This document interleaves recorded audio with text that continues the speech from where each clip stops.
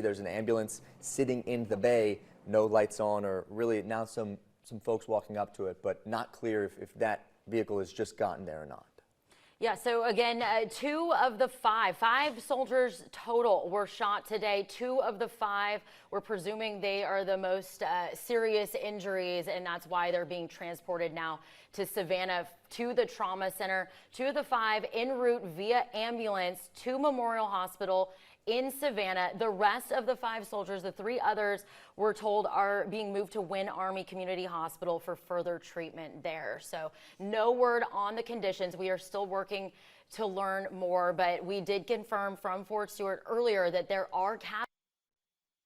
I want to reiterate, because they put this out on social media. So people read this, they're not only hearing it from us, but they're also reading it on social media, casualties, and that can send off alarms. But I want to remind everyone that casualty can either mean death or injury. So we are working to learn which one of that it is.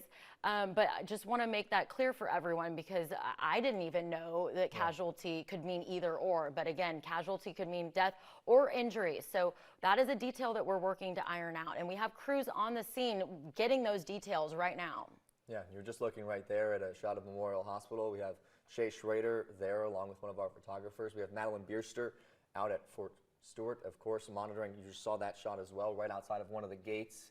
There are crews who are on the scene now there and able to bring us more information as to what you're seeing, bringing us those first live pictures of both of these areas, as we expect both to be involved. Of course, Memorial treating two of these victims. They're telling us they're expecting to do that as they are transported on the ground, on the roads that you all drive on every single day. Some people might even see those ambulances on the way back to Savannah as they try to bring those two, we assume, more seriously injured soldiers of the five that were shot in this active shooter situation at Fort Stewart back to get treated, and the other three being treated more closely on base at Wynn Hospital there at the Army. Yeah, so that lockdown getting lifted about an hour ago, and as we saw in Madeline's live shot there, you could see eventually trucks going in and out of the front gate there. So that wasn't the case before. They had every single gate on Fort Stewart was locked down. They were telling people to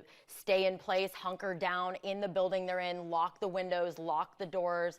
Now we are seeing some movement, not much movement because this lockdown just was lifted, but some movement going in and out. So we want to get back out to Shay. I know we've been telling you a lot about the victims that we do know about, especially the two that, Shay, you learned are en route right now to Savannah, to Memorial Hospital.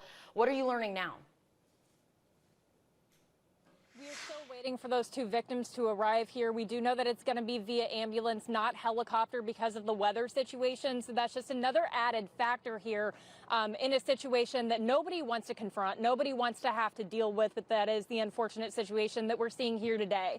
So we know that there are at least two people en route from Fort Stewart, and keep in mind how long of a drive that is from Fort Stewart into the heart of Savannah to get to the hospital. Obviously, they're in an ambulance. They're going to be able to go faster, have sirens on, so people are going to be moving out of their way.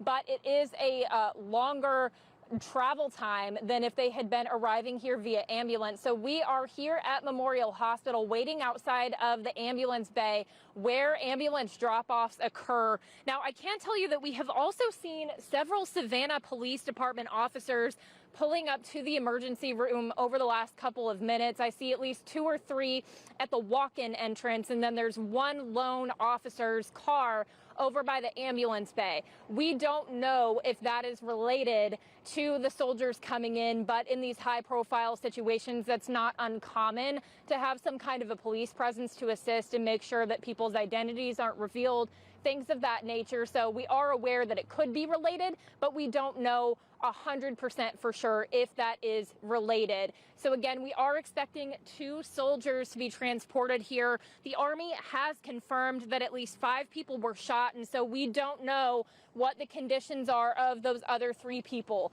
Wishful thinking says that they're able to get their injuries treated at Wynn Army Hospital, but we don't know for sure whether that's the case.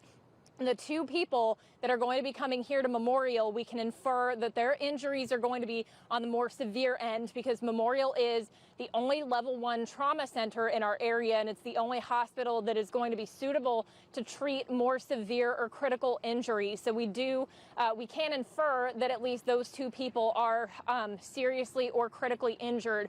We don't know exactly what their status is right now.